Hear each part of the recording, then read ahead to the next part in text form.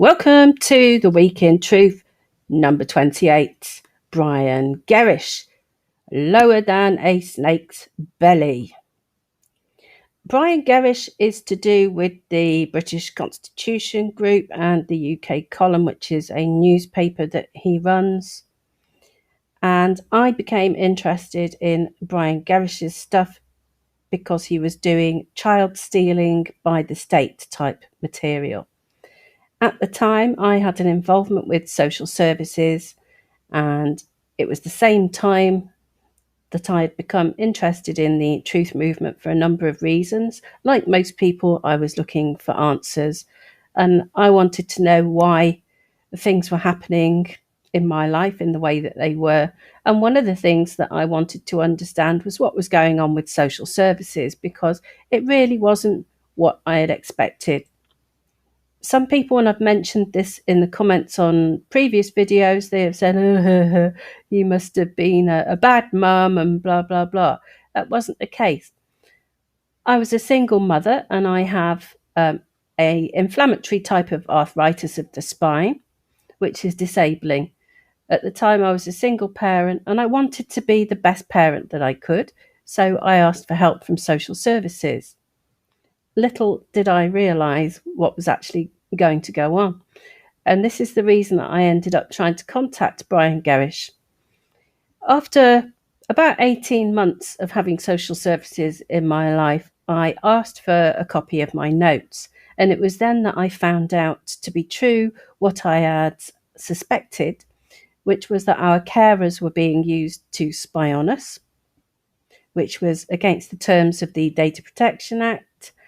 And also that one of the social workers, was a chap called Richard Hodgkiss, was continually monitoring my Facebook page, and he was actually looking at other places that I'd posted on the internet, for example, the Disabled Parents Network forum that I regularly contributed to.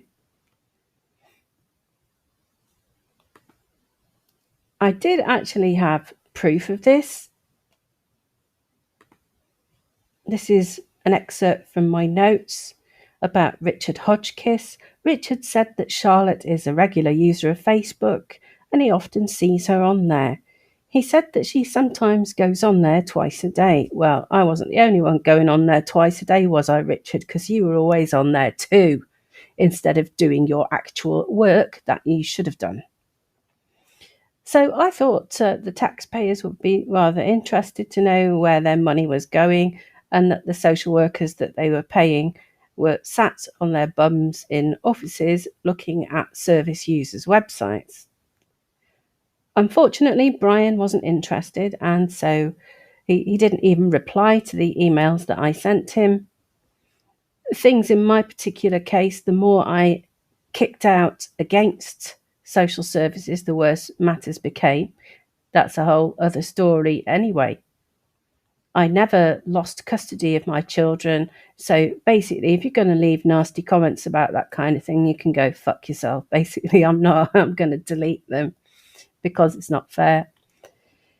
Anyhow, I was not the only parent to get in touch with Brian. There was a woman called Barbara Richards. She actually wasn't a parent. She'd been a victim of a scandal called the Pin Down scandal that was to do with Staffordshire social services. She was in a children's home, and the things that happened to her there were very unpleasant. Like me, she got her notes, got copies of her notes from Staffordshire County Council, I suppose it would be, and she had given Brian copies of these notes for his purposes. So what do you think happened? He never gave her the notes back, and they were her only copy. So this is from her blog. As I've said, her name's Barbara Richards. She goes under the name of Zoompad. She's on Twitter now, so you can talk to her about this if you want to. I think Brian Gerrish is a yellow-bellied, cowardly, nasty creep, and I think you are one as well. I feel such a mug now. You can tell your friend that I want all those documents back. He can use some of the money I gave him to pay for a stamp and envelope. he's had enough of me. So he'd also had money from Barbara. Not that it did her any good. And all the other parents and victims that I've spoken to have generally had very short shrift. If they've had more intense contact with him, he's more or less sabotaged them. So you don't really want to get involved with this guy. One of the things that I knew Brian Gerrish for is his involvement in something called the Holly Gregg case. This is a picture of Holly and her mother. Holly has Down syndrome, and the story goes that she was abused and sexually abused, molested, and the rest by a number of important and high up people in the Scottish elite. Now, Holly is said to be what's called a savant, which means she is an intelligent Down syndrome person, and this is why she could name these people that had molested her. This is a clip I found online of Brian talking to Bill Maloney in 2012 after a hearing at the Royal Courts of Justice. I'm pretty sure this is the hearing that I attended. I didn't go into the courtroom because at that time I had my daughter with me, who was about 3 years old, I think. So we just went up to town to see what was going on. So let me try and describe the scenario to you. I arrived before Brian did. I was with the rest of the activists and protesters outside the RCJ doing that type of thing. And I actually bought a T-shirt from Bill Maloney for a £5, put it on and did my protesty type thing with everybody else, walking across the pedestrian crossing outside to slow the traffic down, all that type of thing. I don't think there were more than 20 or 30 protesters on that particular day. Belinda Mackenzie was also there. And the difference between the raggle-taggle activists and scruffy hippies that were there with their placards and T-shirts that they bought from Bill Maloney and people like Brian Gerrish and Belinda, who's rather posh, was quite striking. And that was one of the things that really made me start to wonder. And maybe I didn't wonder about it for 2 or 3 days or a week, but then it really began to sink in what I thought that I was seeing. I spent about an hour in the waiting room outside the court, and Brian Gerrish didn't arrive till a bit later on. And when he did, he sort of swept in with his entourage, looking very smart. He had no time for the protesters and activists. He didn't even make eye contact with anybody or thank them for turning up or anything. He was entirely involved with what he was doing, and he really gave the impression that he thought he was a cut above these sort of smelly, hairy hippie types. The other thing that really upset me was that Holly herself was left in a corner of the waiting room entirely alone. Her mother didn't sit next to her. Brian never had any interest in her. She was sat there absolutely alone. I would have liked to have gone up to her to keep her company, but since I don't know her or the family, I kind of felt like I couldn't. Anyway, she didn't speak for the entire time. She was completely mute. She didn't strike me as having any sort of an IQ. She wasn't reading, not even a comic, nothing. She just sat there. So I have to conclude, really, that the story that is being spun is a bit of a lie. Brian, in this interview afterwards, was talking about the broader case. The actual hearing was to decide where Holly would live.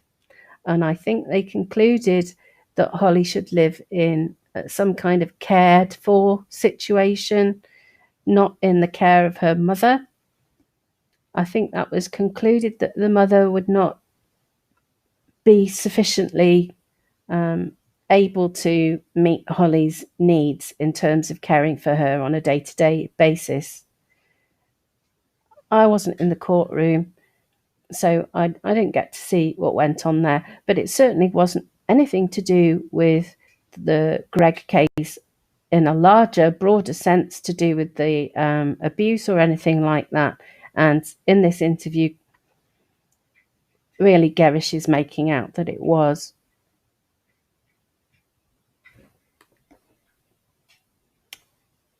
It interests me that Brian's newspaper is called UK Column, because, as you may know, a fifth column is, by the Wikipedia definition, any group of people who undermine a larger group from within. So usually that's some kind of network of spies within a country. But I think this is more like a network of people within the Troof movement. So it just strikes me that was a bit of an ironic name for them to choose. I wrote my own summary of the things that make me suspicious about Brian Gerrish. Of course, there are lots of people who've got little stories like mine where they've gone to him for help and they haven't got any. Now, I know he doesn't run any sort of a bureau for helping people, but he did also work with John Hemming, the former MP, who has actually tried to organise things for parents against social services and to help parents with court cases. Although he's another dodgy character, and most of the people that went to him for help have actually been sabotaged. And that's the same with Belinda Mackenzie as well. In that generally people go to them for help and find their cases have gone very much worse as a result of having anything to do with them. So anyway, Gerrish's background is in the Royal Navy, and supposedly he's retired from there. But there's nothing really to say what made him interested in the subject matter that he's now interested in. There's nothing about that, so he seems to have kind of appeared from nowhere. He blames a lot of the corruption in the United Kingdom on an organisation called Common Purpose. So he really ignores things like New World Order, Illuminati, and certainly Freemasonry. He never says anything about Freemasonry.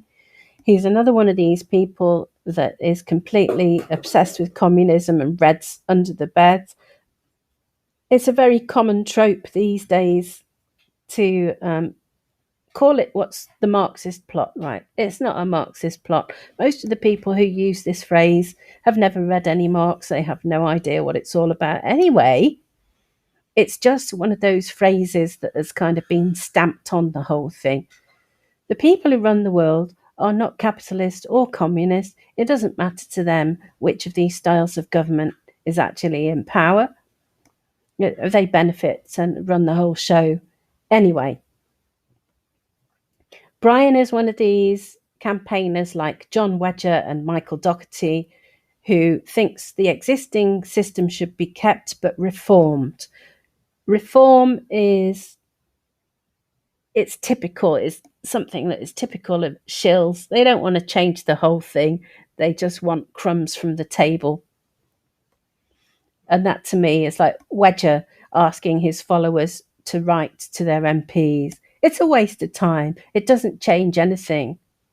Michael Doherty, for example, he reformed the IPCC and it's now called something else, but it's exactly the same. So he's achieved absolutely nothing.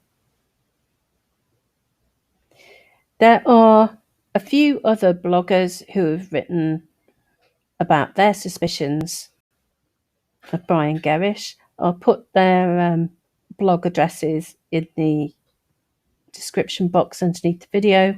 This is one, Revolution Harry. There's another one, Digger for Truth. A quick rundown of Digger for Truth's reasons for suspecting him is, number one, dodgy funding. And I also agree with that. He's got the air of affluence, Brian Gerrish has. He seems to always be very smartly dressed. He doesn't seem to have any money worries for where does the funding for all the stuff come from? Because not only does he run his UK column newspaper, A lot of the videos from around that time, I'm talking like 2010 to 2013, all seem to be recorded in television studios.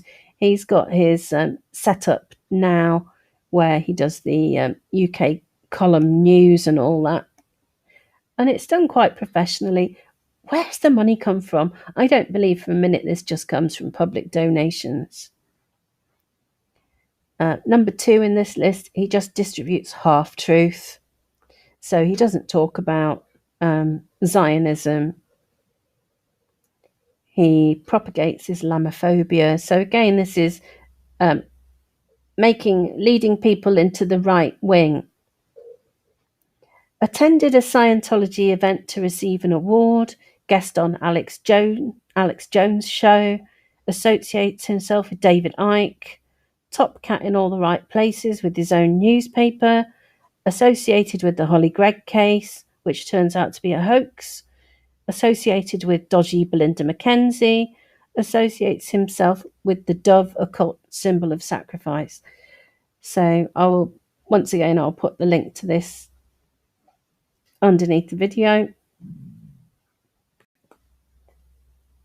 I don't know what to say about this bloke other than I think he's extremely dodgy. There's the whole guilt by association thing because this little clique of people knock around all together. Other than that, I can just say that he seems to be a thoroughly unpleasant man. Not just judging by my own experience, since I never could actually get in touch with him anyway. But not a lot of warmth comes off of the man. And of course, a lot of other people have told me they haven't only just not helped them, he has outright sabotaged them. So definitely weak in truth, Mr Gerrish. Don't care if you like or subscribe. Don't give a shit.